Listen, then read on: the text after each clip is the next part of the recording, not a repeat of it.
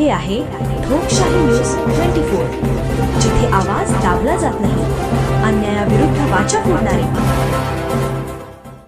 शिर्डी साई मंदिराच्या मुख्य प्रवेशद्वारासमोर रविवारी 19 जुलै रोजी रात्री झालेल्या एका जीवघेण्या चाकू हल्ल्यात गंभीर जखमी झालेल्या फळविक्रेती महिला जयश्री साईनाथ क्षीरसागर वय 27 राहणार बाजारतळ शिर्डी हिचा रविवारी दिनांक 19 जुलै रोजी साईबाबा संस्थान उपचारादरम्यान रात्री उशिरा दुर्दैवी मृत्यू झाला। प्राथमिक माहितीनुसार शिर्डीतील साई मंदिराच्या गेट क्रमांक 4 समोर हा संपूर्ण दुर्दैवी प्रकार घडला। या परिसरात जयश्री साईनाथ क्षीरसागर वय 27 ही महिला गेल्या अनेक वर्षांपासून फळं विकण्याचा व्यवसाय करत होती। याच परिसरात स्टिकर विकणाऱ्या मुलींनी हल्ला केला। यात गंभीर जखमी झालेल्या जयश्री हिला स्थानिक नागरिकांच्या मदतीने तातडीने शिर्डी येथील साईबाबा सुपर स्पेशालिटी रुग्णालयात दाखल करण्यात आले होते।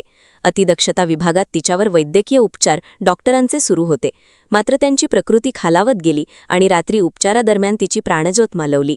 तिच्या निधनामुळे क्षीरसागर कुटुंबावर दुःखाचा डोंगर कोसळला आहे।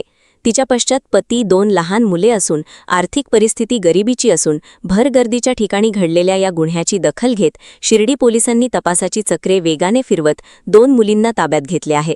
शवविच्छेदन करण्यासाठी मयत महिलेचा मृतदेह लोणी येथे पाठविण्यात आला आहे। अधिक तपास पोलीस निरीक्षक रणजित गलांडे हे करीत आहे। ठोकशाही न्यूज 24 साठी प्रतिनिधी किशोर पाटणी, शिर्डी। दुर्दैवी घटना शिर्डी शहरामध्ये घडली।